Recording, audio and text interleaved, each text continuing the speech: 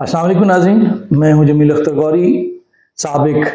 Chairman act rules and regulation committee national council for homeopathy Islamabad, और आप देख रहे हैं मेरा digital channel health care establishment. नाज़रीन, आज इस्लामाबाद हाई कोर्ट ने नेशनल काउंसिल फॉर होम्योपैथी के इलेक्शन मुलतवी कर दिए। क्यों मुलतवी किए, क्या सवालात किए आज उन्होंने रिटर्निंग ऑफिसर से और मिनिस्ट्री के वकील से, और उन्होंने क्या जवाब दिए, आज के व्लॉग में हम आपको तफसील से ये बताएंगे। तो नाज़रीन, ये आपको मैं बताता चलूं कि ये जो केस है ये जनाब जस्टिस बाबर सत्तार साहब के पास लगा हुआ है, और जस्टिस बाबर सत्तार साहब की जो शोहरत है वो एक इंटेग्रिटी वाले जज और साफ और शफाफ और ईमानदार जज के तौर पे जो है वो उनको लोग जानते हैं, और वो जो सही मानों में मुनसिफ को होना चाहिए जिस तरह से, उस तरह से वो फैसले देते हैं। वो बिला खौफ, वो ना तो वो किसी मतलब रियासत से मरूब होते हैं, न किसी से भी मरूब नहीं होते। वो ये जो समझते हैं कि कानून के दायरे में, आइन के दायरे में जो जायज़ बात है वो कहने से डरते नहीं है। हालिया आपने देखा होगा, हालिया जो फैसला उनका था उसमें बड़ा उन्होंने बड़ी ही दिलेरी के साथ जो है वो उन्होंने वो फैसला सादर किया। हियरिंग जो है, आज की हियरिंग जो है वो कोई तकरीबन 15 से 18 मिनट तक जो है वो हियरिंग चली है, और उसमें जज साहब ने जो है वो 9(3) वाला जो मौक़िफ़ है, ये जो सेक्शन 9(3) है जो यूए प्रैक्टिशनर एक्ट 1965 की, तो जज साहब की जो बॉडी लैंग्वेज थी उससे ये पता चल रहा था कि उन्होंने वो उसके कायल हो गए हैं, और वो समझते हैं कि ये शिक जो है ये सेक्शन 9(3) जो है एक्ट की वो दुरुस्त है। और उन्होंने रिटर्निंग ऑफिसर और मिनिस्ट्री के जो वकील हैं वो सेक्शन 9(3) पे जो है वो जस्टिस बाबर सत्तार साहब को मुतमईन करने में कामयाब नहीं रहे। जज साहब ने जो है वो तकरीबन 3-4 मिनट रिटर्निंग ऑफिसर से सवालात किए, और जज साहब ने कहा कि आप मुझे 9(3) पे सेटिस्फाई करें, वो मुझे बताएं आप। तो रिटर्निंग ऑफिसर ने कहा कि जी आप सेक्शन 9(3) के साथ जो है वो सेक्शन 9(5) भी जो है वो आप पढ़ें, इसके साथ नेक्स्ट सेक्शन 9(5) को मिला के पढ़ें। तो जज साहब ने सेक्शन 9(3) भी पूरी पढ़ी और सेक्शन 9(5) भी उन्होंने पढ़ा, और पढ़ने के बाद उन्होंने कहा कि जी बताइए मुझे अब आपके इसमें आपका क्या मौक़िफ़ है। उन्होंने कहा जी कि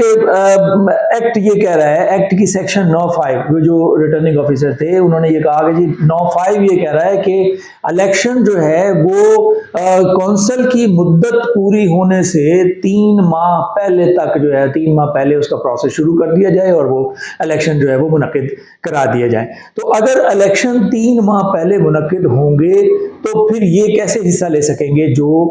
मौजूदा जो मेंबर हैं, जो मेंबर है, तो वो किस तरह से हिस्सा ले सकेंगे। तो जज साहब ने कहा कि ठीक है, 9(5) ठीक कह रहा है कि जी 3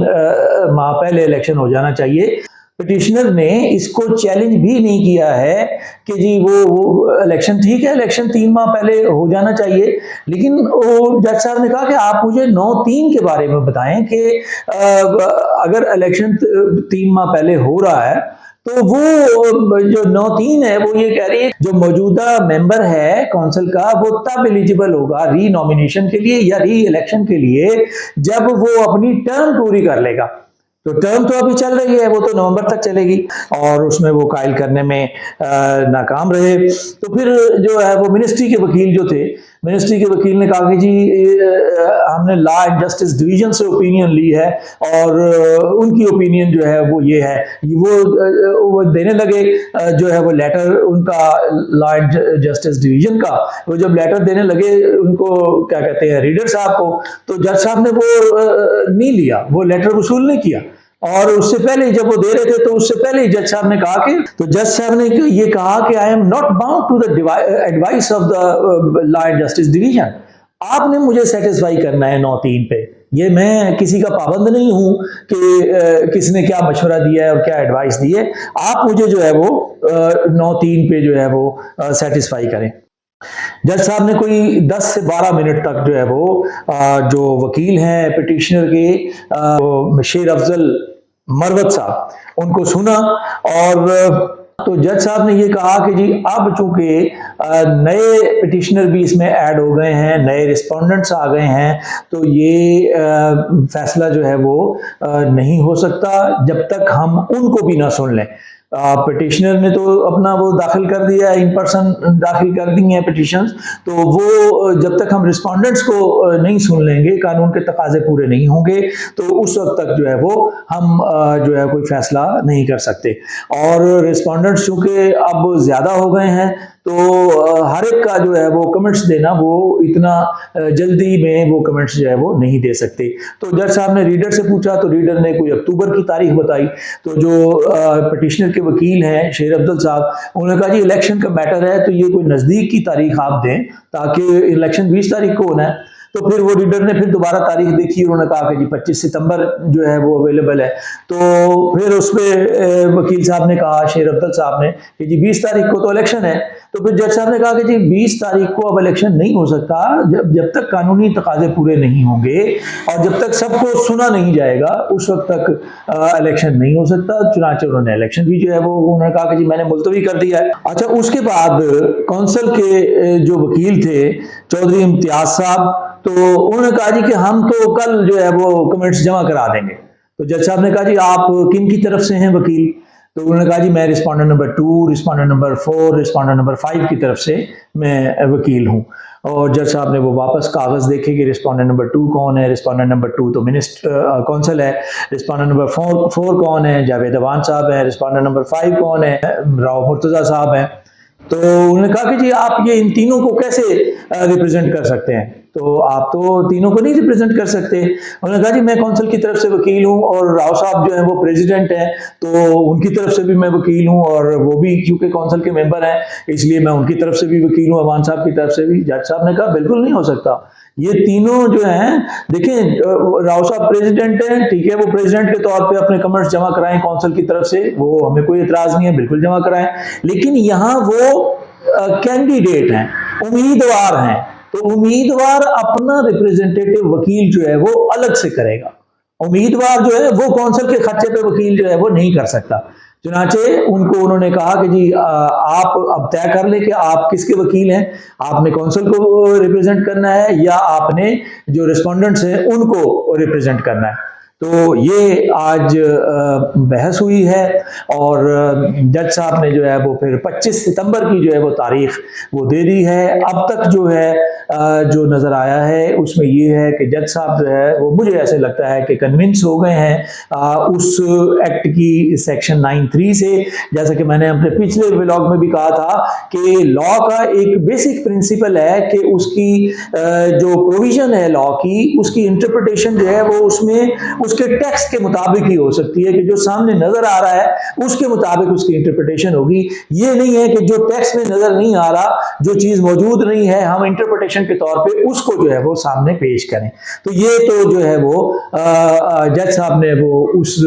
پرنسپل کو اپنایا ہے، اور انہوں نے یہی کہا ہے کہ جی آپ مجھے سیٹسفائی کر دیں، 9(3) پہ سیٹسفائی کر دیں تو پھر ہم اس کو ڈیسائیڈ کر دیتے ہیں۔ چلے اب ہوگا کیا، دیکھیں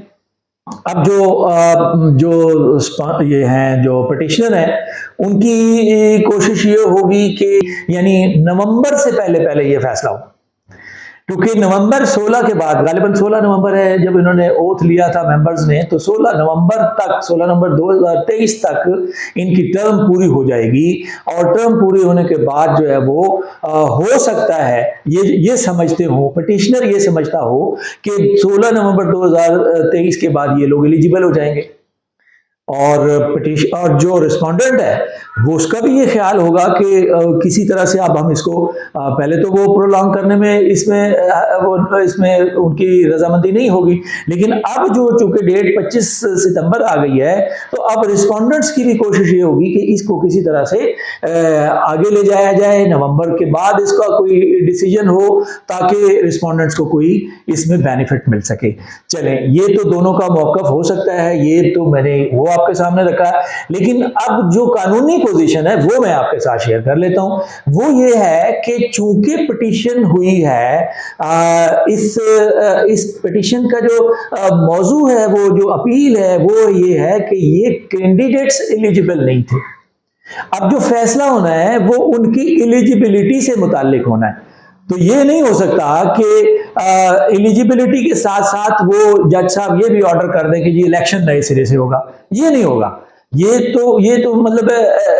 یہ جسٹیفائی نہیں ہے, کیونکہ چیلنج نہیں ہوا. وہ چیلنج صرف وہ ہوا ہے کہ ان کی ایلیجیبلٹی چیلنج ہوئی ہے. جج صاحب نے ان کی ایلیجیبلٹی کے بارے میں ہی فیصلہ دینا ہے کہ یہ آیا یہ ایلیجیبل ہیں الیکشن لڑنے کے یا نہیں ہیں. تو اس سے کوئی فرق نہیں پڑے گا اب کہ الیکشن اگر وہ نومبر سے بھی اگر آگے چلا جاتا ہے تو اس پروسیس میں یہ پروسیس جتنا الیکشن کا مکمل ہو چکا ہے وہ تو ہو چکا ہے, وہ ریپیٹ نہیں ہو سکتا, اس کو دوبارہ سے دہرایا نہیں جا سکتا. اگر وہ چاہیں کہ جی رسپونڈنٹ یہ چاہیں کہ جی ٹائم پورا ہو گیا ہم ریزائن کرتے ہیں, ریزائن کرنے کے بعد ہم اس میں دوبارہ سے آ جائیں گے, تو ایسا نہیں ہوگا. اگر فیصلہ آئے گا تو ان کی ایلیجیبلٹی سے متعلق آئے گا. اور اب جو مزید جو درخواستیں آئی ہیں, جو مزید جو پٹیشن آئی ہیں, وہ تقریباً 9 لوگوں کے خلاف اور آئی ہیں. 9 لوگ کون کون ہیں؟ سرحد سے 2 لوگ ہیں, ایک سید الرحمان صاحب ہیں, وہ بھی ایگزسٹنگ ممبر ہیں, ایک اور صاحب ہیں مجھے نام ان کا نہیں آتا, وہ ممبر ہیں. اچھا کراچی سے جو ہیں وہ سندھ سے مدنی صاحب ہیں, وہ ممبر ہیں. آصف صاحب ہیں, وہ ممبر ہیں. معین صاحب کے لیے میرے خیال ہے معین صاحب کے خلاف جو ہے وہ ریٹ نہیں ہوئی, کیونکہ میں نے سنا یہ کہ معین صاحب کی طبیعت خراب ہے اور اللہ تعالیٰ سے دعا بھی ہے کہ ان کو وہ اللہ تعالیٰ شفا عطا فرمائے, کڈنی پرابلم ہے. تو معین صاحب کو وہ الیکشن سے غالباً دستبردار ہو گئے ہیں, تو ان کے خلاف انہوں نے بھی اس کے طور پہ گڈ جیسچر کے طور پہ جو ہے وہ ریٹ جو ہے وہ دائر نہیں کی. تو پنجاب میں باقی ہیں, پنجاب میں عرفان ولی صاحب ممبر ہیں ایگزسٹنگ, ان کے خلاف ہے. اس کے علاوہ جو لوگ باقی کے جو لوگ جو ہیں وہ ممبرز ہیں, جتنے بھی لوگ ہیں, نعیم حفیظ صاحب ممبر ہیں, عرفان ولی صاحب کا میں نے نام بتا دیا آپ کو, اور اسی طرح سے 9 لوگ تقریباً جو ہیں وہ 9 ممبرز. اس کو اب یہ دیکھیں کہ انہوں نے 25 ستمبر تک کمنٹس جو ہیں وہ جج صاحب نے مانگی ہیں. کمنٹس داخل ہوتے ہیں, اسی روز ڈیسیجن آ جاتا ہے یا پھر کوئی نیکسٹ ڈیٹ جو ہے وہ ملتی ہے, کیونکہ رسپونڈنٹ کی کوشش ہوگی کہ اس کو آگے لے جایا جائے اور پٹیشنر کی اب کوشش ہوگی کہ وہ جلد از جلد اس کو ڈیسائیڈ کیا جائے, کیونکہ بظاہر ایسا نظر آ رہا ہے جج صاحب کی باڈی لینگویج سے, ان کے سوالات سے ایسا نظر آ رہا ہے کہ انہوں نے سیکشن 9(3) کو جو ہے وہ ایکسیپٹ کر لیا ہے اور سمجھ لیا ہے اس کو, اور وہ اسی کا جواب چاہتے ہیں اور اسی کی سیٹسفیکشن چاہتے ہیں. اگر تو